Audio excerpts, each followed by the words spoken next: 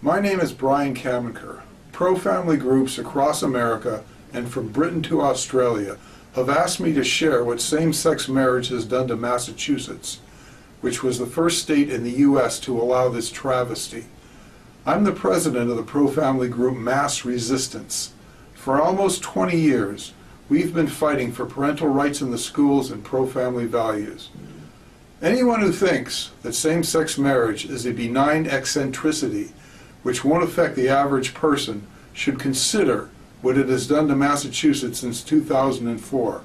It's been used as a hammer to force everyone to accept homosexuality. The slippery slope is real. New radical demands never cease.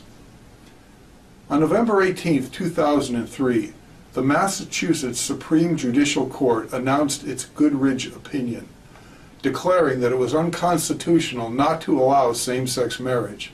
6 months later, despite public outrage, homosexual weddings began to take place, and that was just the beginning. Almost immediately after the gay marriage ruling in Massachusetts, things started happening in high schools across the state.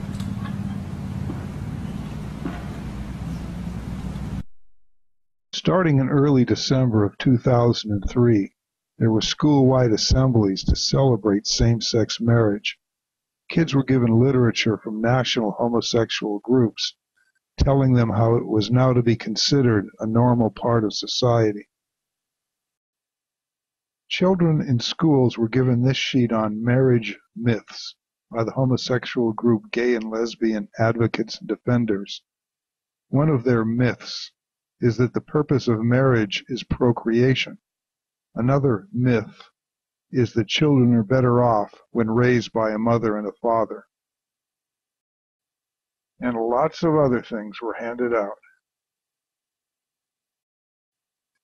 Within months, it was brought into the middle schools. An exhibit called Love Makes a Family, meant to normalize the concept of homosexual marriage in kids' minds, was going through schools across the state. In September of 2004, an 8th grade teacher in Brookline, Massachusetts, told National Public Radio that the gay marriage ruling had opened up the door to teaching homosexuality in her class. She told NPR, "Give me a break, it's legal now." The following year, it was in elementary school curricula, with hostility toward parents who disagreed. Kindergarteners in Lexington, Massachusetts, were given copies of a picture book, Who's in a Family, telling them that same-sex couples are just another kind of family, just like their own parents. The book made a point of showing 2 mothers and 2 fathers to the children. One Lexington parent, David Parker, demanded to be notified when this was happening and to be able to opt out his son in kindergarten. But rather than work with him, the arrogant school officials had him arrested and put him in jail overnight when he wouldn't cease his demand. The case outraged parents across the state, but the school officials refused to relent. The next year, 2nd graders at the same school were read a book, King and King, about 2 men who fall in love and marry each other, ending with a picture of them kissing. When parents Rob and Robin Worthland complained, they were told that the school had no obligation to notify them or allow them to opt their child out. So the Parkers and the Worthlands filed a federal civil rights lawsuit against the town and the school system. Parents rallied to their side, but in 2007, a panel of federal judges ruled that because same-sex marriage is legal in Massachusetts, schools actually have a duty to normalize homosexual relationships to children, and schools have no obligation to notify parents or let them opt out their children, even in elementary school. In fact, according to the court's ruling, acceptance of homosexuality is now a matter of good citizenship.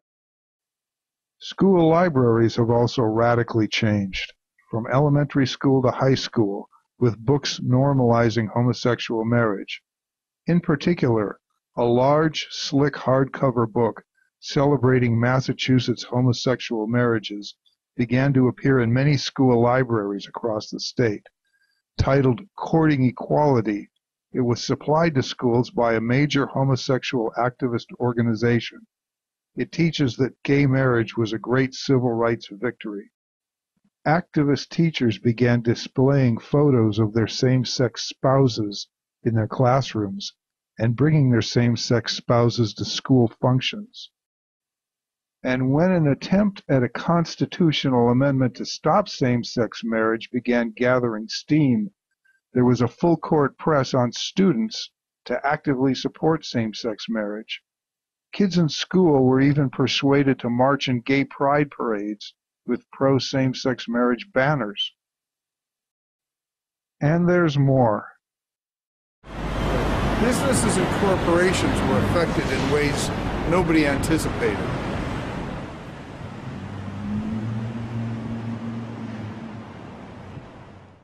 All insurance in Massachusetts must now recognize same-sex married couples in their coverage.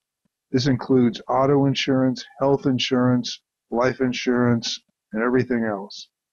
Businesses must recognize same-sex married couples in all their benefits and activities regarding both employees and customers.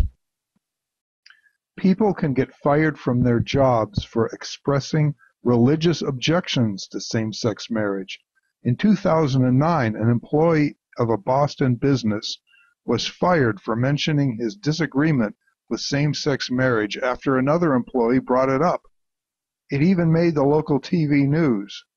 His letter of termination said that his comment was inappropriate because, quote, in Massachusetts, same-sex marriage is legal. And of course, the wedding industry is required to serve the homosexual community if requested. Wedding photographers, halls, caterers, etc. must accept same-sex marriage events or be held liable for discrimination. Businesses are often tested for tolerance by homosexual activists. The activists will go into restaurants or bars and publicly kiss and fondle each other to test whether the establishment demonstrates sufficient equality, and if not, the businesses can be fined and punished. The legal profession and the judicial system have also been terribly affected.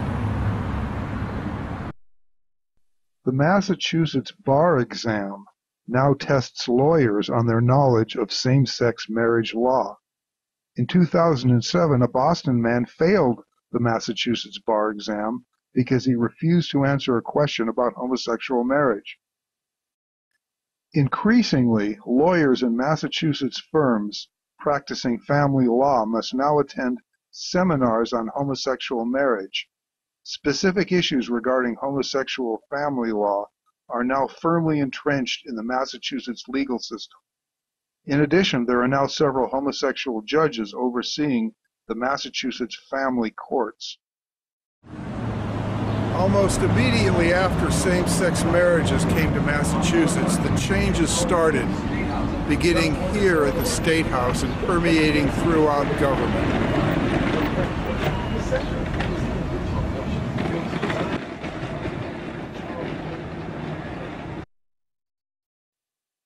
One of the first shocking changes was to the marriage license itself. It doesn't say husband and wife anymore. It now says Party A and Party B. And the state's justices of the peace were ordered to perform same-sex marriages when requested, despite religious objections they may have. Some were forced to resign rather than comply. A climate of fear has kept politicians at all levels from disagreeing with or criticizing the homosexual movement since same-sex marriage came to Massachusetts. Public officials are afraid of being accused of wanting to, quote, take away rights, and this fear has expanded to suppress any meaningful debate on all homosexual-related issues. Additionally, it has brought a feeling of intimidation among pro-family people across the state. In recent years, the numbers of politicians and political candidates marching in the Gay Pride Parade is staggering. Every year in Boston, at the beginning of Gay Pride Week, members of the City Council gather in front of City Hall and pay their respects to the homosexual rainbow flag, which then flies over Boston City Hall for the entire week. Even the Republicans, the so-called Conservative Party, has caved in, and in April 2009, the chairman of the Massachusetts Republican Party interviewed with a homosexual newspaper and told them that the party would no longer oppose homosexual issues such as gay marriage. And now even some Republicans march in the Gay Pride parades. All of this has had a huge effect on state government. Within a year of the gay marriage ruling in Massachusetts, the state's adoption and foster care workers went through a massive indoctrination on, quote, LGBT youth awareness. These sessions were run by the radical National Gay and Lesbian Task Force. The emphasis was that those working with children must be trained that homosexuality and transgenderism are normal. In 2006, the Parents of the Year honored by the Massachusetts Department of Social Services were two men who were married to each other. The men had adopted a baby through the state, against the wishes of the baby's parents, by the way, according to news reports. And the day after that adoption was final, the state approached the men about adopting a second child. The state-funded Massachusetts Adoption Resource Exchange, whose logo includes two men with a child, has been pushing GLBT family formation and holds adoption parties where homosexual couples can come and see available children in person. Birth certificates in Massachusetts have been changed from mother and father to mother/first parent and father/second parent. Two men or two women can now be listed as the parents on birth certificates. Homosexuals who adopt can revise children's existing birth certificates. Adoption agencies have said that well over 40% of their adoptions are to homosexual couples. Anecdotal reports also indicate that many adoption agencies now favor homosexuals over normal couples. And it's getting even more radical. On May 15, 2013, a representative of the Massachusetts Department of Children and Families told a Boston Bar Association forum that they are weeding out adoptive and foster parents who are not willing to wholly accept and support GLBT self-identification by a child in their care. Hospitals and public health have really changed and really been affected. Public health has certainly changed. In 2007, the commissioner of the Massachusetts Department of Public Health, who is married to another man, told a crowd of middle school and high school kids at the state-sponsored Youth Pride event that, quote, it's wonderful being gay, and that he wants to make sure that there's enough HIV testing for all of them. However, the sexually transmitted diseases test required to obtain a marriage license was eliminated 5 months after same-sex marriages began in Massachusetts by a bill quietly signed by Governor Mitt Romney. This was despite an increase in syphilis cases and other STDs in homosexual men in Massachusetts at the time, according to the Mass Department of Public Health. Gay domestic violence has become so epidemic in Massachusetts that it now has its own budget item in the state budget with a considerable amount of money. portions of millions of dollars going to it each year.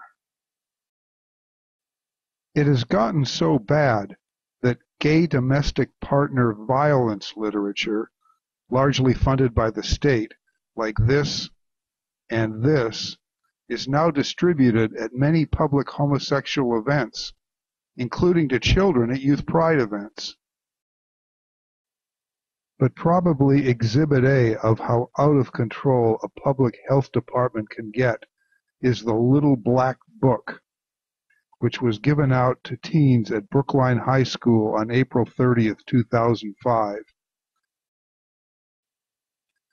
The Massachusetts Department of Public Health and the City of Boston Public Health Commission both had a part in making it, along with some private homosexual-related groups. Among other things, it gives tips to boys on how to perform sex acts on other males.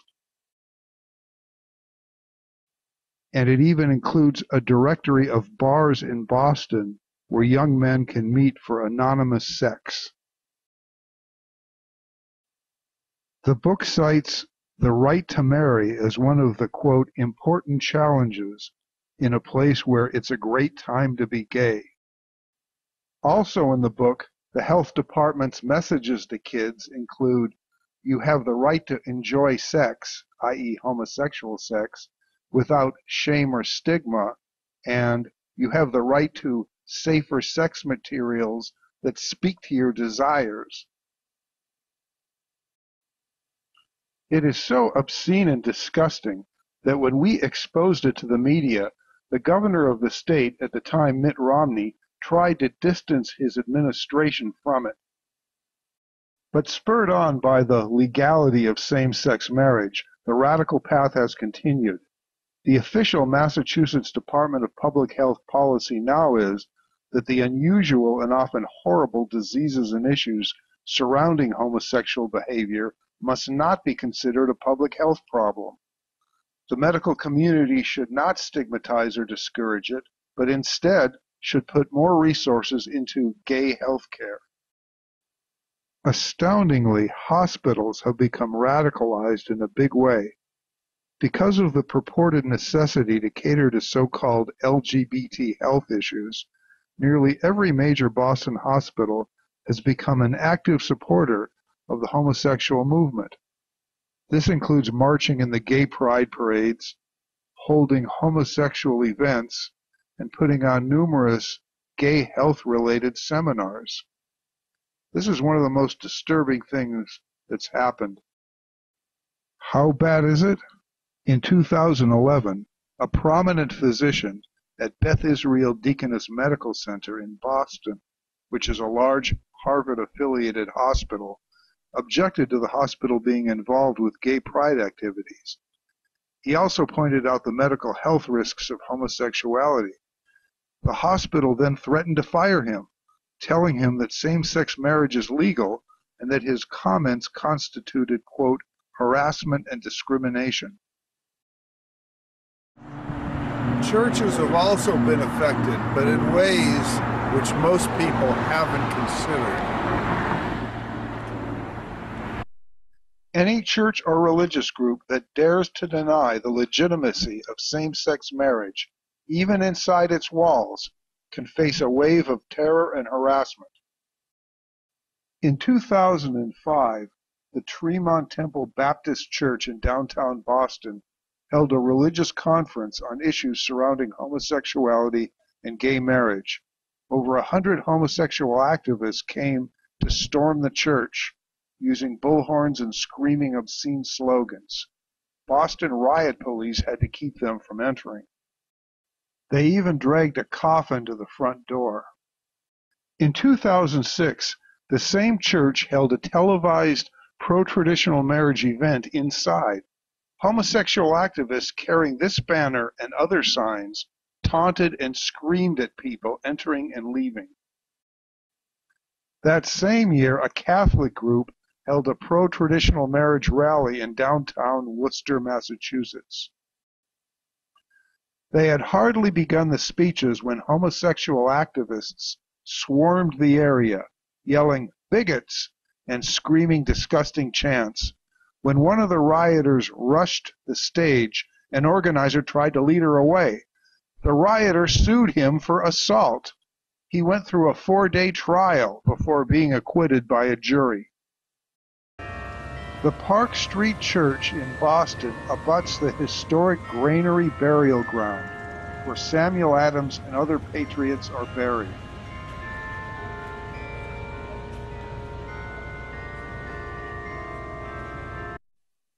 In 2009, the church held an ex-gay religious training session inside.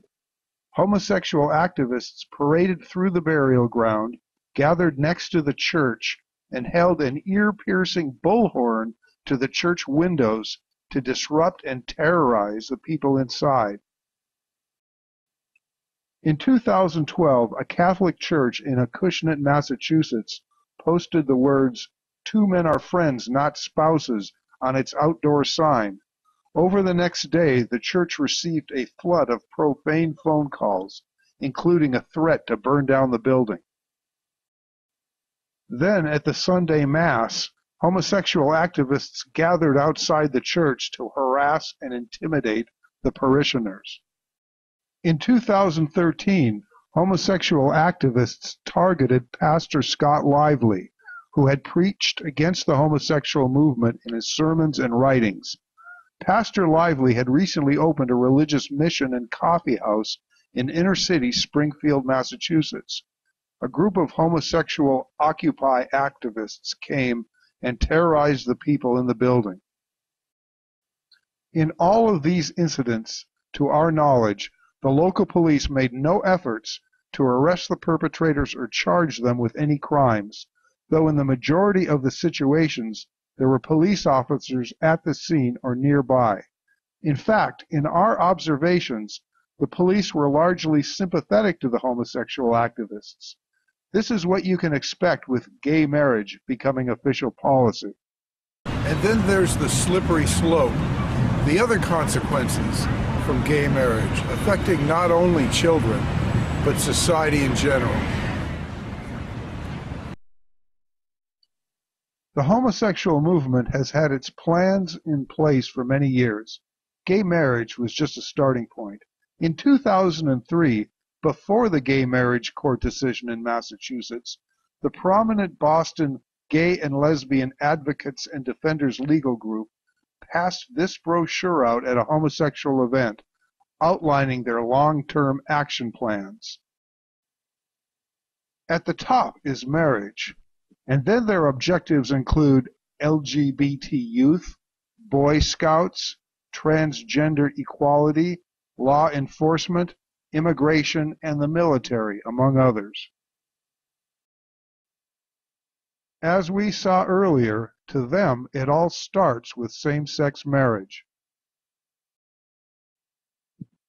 In addition, they are continuing the aggressive push to normalize homosexuality in the schools, and it's having chilling results. A government survey of high school students across Massachusetts showed that the percentage identifying as gay and who had same-sex physical contact rose by about 50% between 2005 and 2009. What comes next? The major theme now in Massachusetts is transcending sexual boundaries, and it's going in all directions. Polygamy is no longer an exotic concept, but is being mainstreamed wherever possible. Recently, the governor of Hawaii even admitted that if gay marriage passes there, a polygamy lawsuit by the homosexual movement will probably be next. Sadomasochism is also being mainstreamed by the homosexual movement. Almost every gay pride parade now has a contingent promoting leather and consensual infliction of pain. Not too long ago, cross-dressing was a fringe behavior. Now, the transgender rights movement is celebrated at the highest levels of state government. Men not only dress as women, but get medical procedures to look like women, and march in the streets for transgender rights. But as we see over and over, the movement's major focus is on children. Here is a man at a Youth Pride event in downtown Boston, and that's just the tip of the iceberg. A few years ago, Fox News interviewed us about a gruesome discovery at the world-renowned Children's Hospital in Boston. The two kids in this photo from the Boston Globe were identical twin boys. One of them decided to become a girl. The hospital has set up a gender change clinic for pre-adolescent children to be given hormones and drugs to delay puberty, including growth in height, in order to facilitate body mutilating operations later on to supposedly change their sex. It's being celebrated in the media. And just this year, the State Department of Education issued a directive to schools across the state that boys who decide to dress as girls should be able to use girls' restrooms, play on girls' sports teams, and be addressed by a girl's name without the parents' knowledge or consent. And other students or staff who don't agree must be disciplined or given diversity training. That is the brave new world in Massachusetts since gay marriage began. As we've shown you, the slippery slope is real. And moreover, all it takes is one state to enact it, and the activists waste no time beginning their work there and in neighboring regions that haven't yet been overcome. Once same-sex marriage gets a foothold, society becomes more oppressive, hammering citizens with the force of law. The judicial system becomes more radical and arrogant, and politicians become more cowardly. And once that concept is institutionalized, other boundaries on sexual behaviors quickly begin to fall. It's interesting that you hear a lot about civil rights and equality, but in fact, many true civil rights begin to disappear, and people holding traditional values become second-class citizens under the law. The push for gay marriage is really about putting the legal stamp of approval on homosexuality and forcing its acceptance on otherwise unwilling citizens and on our social, political, and commercial institutions. To those of you where this is being threatened, do not wait. It is absolutely necessary to call, write, and even visit your elected officials. They must feel your outrage before it's too late. Thank you.